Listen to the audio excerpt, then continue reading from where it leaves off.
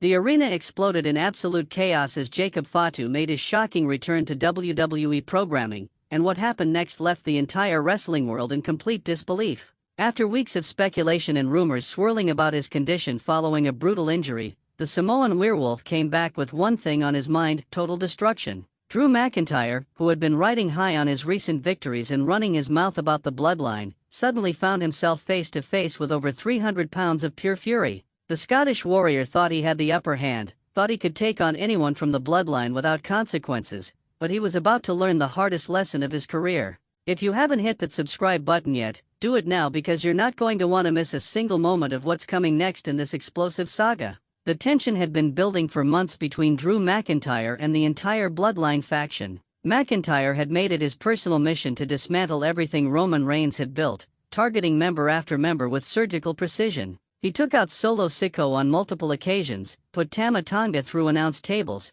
and even managed to get the better of Tonga Loa in several brutal encounters. The Scottish warrior was on a warpath, convinced that he was destined to be the one who would finally break the stranglehold the Bloodline had on WWE. Every week he would come out to the ring, microphone in hand, talking about how he was going to destroy each and every member of the faction until there was nothing left. His confidence grew with each victory, his arrogance reaching new heights as he genuinely believed nobody could stop him. But there was one member of the bloodline that Drew hadn't factored into his plans. Jacob Fatu had been out of action for several weeks, nursing injuries sustained in a vicious attack that many thought would keep him on the shelf for months. The medical staff had been tight-lipped about his condition, fueling speculation that his injuries were far more severe than initially reported. Some wrestling insiders claimed he might need surgery, while others suggested he could be out until after WrestleMania season. Drew McIntyre, hearing these reports, became even more emboldened. He started cutting promos about how the Bloodline's most dangerous weapon was broken, how their enforcer was sitting at home unable to do anything while he dismantled their empire piece by piece.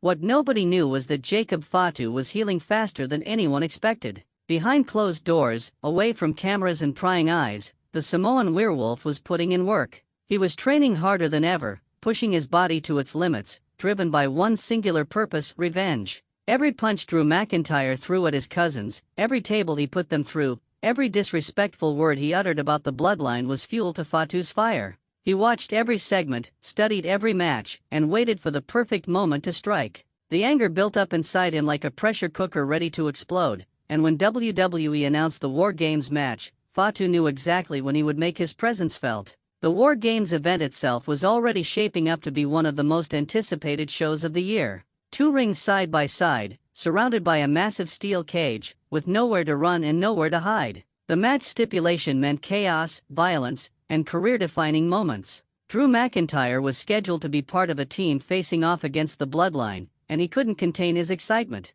In the weeks leading up to the event, he cut some of the most intense promos of his career, promising that War Games would be the night the Bloodline finally fell. He talked about how he was going to personally eliminate every single member, how he was going to stand tall in the middle of those two rings as the man who ended their reign of terror. The night of War Games arrived with an electric atmosphere that you could feel throughout the entire arena. Thousands of fans packed into the venue, knowing they were about to witness something special. The War Games structure loomed over the rings like a dark omen, its steel walls reflecting the lights as anticipation built to a fever pitch. When Drew McIntyre's music hit and he made his entrance, the crowd gave him a massive reaction. He walked down that ramp with supreme confidence, his eyes locked on the cage, a slight smirk on his face as if he already knew how the night would end. He entered the structure, pacing back and forth like a caged animal ready to hunt. The Bloodline members entered one by one, each receiving their own unique reaction from the crowd. Solo Sikoa led the charge with his intimidating presence,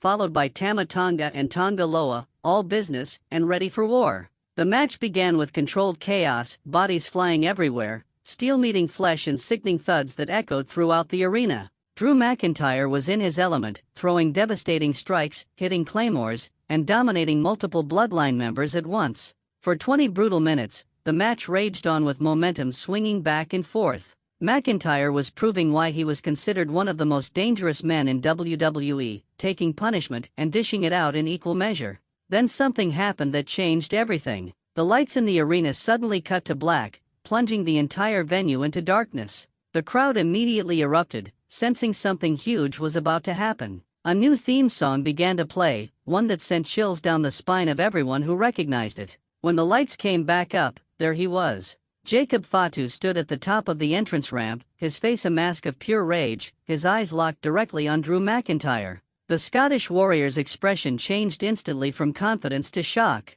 You could see him mouth something that the cameras couldn't quite pick up, his entire body language shifting as he realized the trouble he was in. Fatu didn't walk to the ring. He sprinted. He charged down that ramp with frightening speed for a man his size, hitting the cage and ripping open the door with such force that the referee barely had time to get out of the way. He entered those rings like a man possessed, and Drew McIntyre, to his credit, didn't back down. He met Fatu head-on with a series of strikes, but it was like punching a brick wall. Jacob absorbed the shots, his expression never changing, and then he began his assault. What followed was approximately 7 minutes of the most brutal offense anyone had seen in months.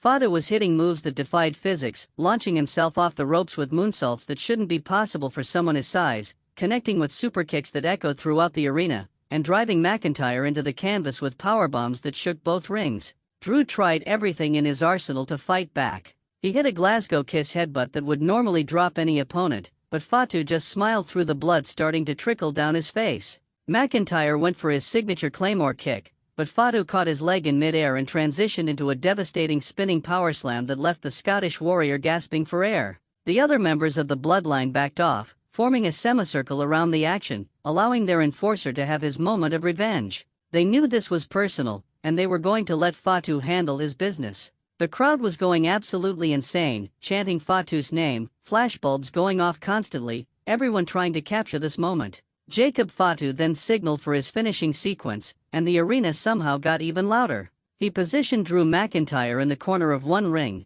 backing up to the opposite corner of the adjacent ring. The distance he was about to cover was staggering, but Fatu didn't hesitate. He charged forward with terrifying speed, leaped onto the top rope of the first ring, springboarded across to the second ring, and connected with a splash that had to be seen to be believed. The impact was so forceful that it looked like McIntyre had been hit by a truck. But Fatu wasn't finished. He pulled the lifeless body of the Scottish warrior to the center of the ring, climbed to the top turnbuckle, and executed his devastating moonsault finisher with picture-perfect precision. The referee counted to 3, but Fatu could have stayed on top for 30 because Drew McIntyre was completely done. The aftermath was equally stunning. Medical personnel rushed to check on McIntyre, who wasn't moving. Trainers surrounded him as Fatu stood over his fallen opponent, not in celebration but in cold satisfaction. He had delivered his message in the most violent way possible. The cameras caught the look in his eyes, and it was clear this wasn't just about winning a match. This was about sending a warning to everyone in WWE that the bloodline was not to be taken lightly, that actions have consequences, and that Jacob Fatu was back to enforce those consequences with extreme prejudice. The rest of the bloodline joined him in the center of the ring, all of them raising their wands to the sky in their signature gesture, standing united over the destruction they had caused. The wrestling world immediately exploded with reactions. Social media went into overdrive with fans, wrestlers, and analysts all weighing in on what they had just witnessed. Many called it one of the most impactful returns in recent WWE history. The way Fatu had dominated someone of Drew McIntyre's caliber sent shockwaves through the entire roster.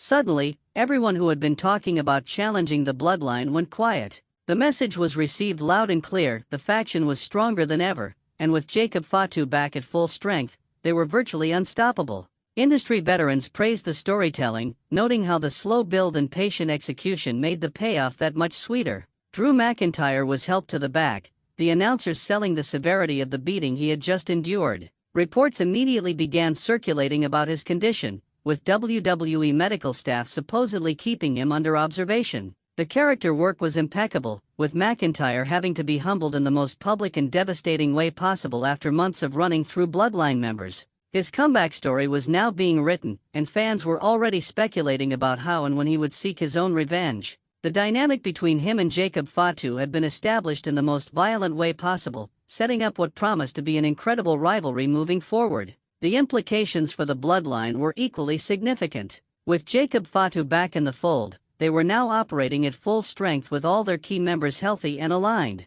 Roman Reigns had his most dangerous enforcer back, and the entire WWE roster had to be looking over their shoulders. The question everyone was asking was simple: who could possibly stop them now? Previous challengers had struggled when Fatu was injured, and now he was back and seemingly more dangerous than ever. The faction's dominance looked set to continue well into the new year, with War Games serving as the perfect reintroduction of their most destructive member. Make sure you hit that subscribe button and turn on notifications because this story is far from over and you won't want to miss a single development in what promises to be one of the most explosive chapters in WWE history.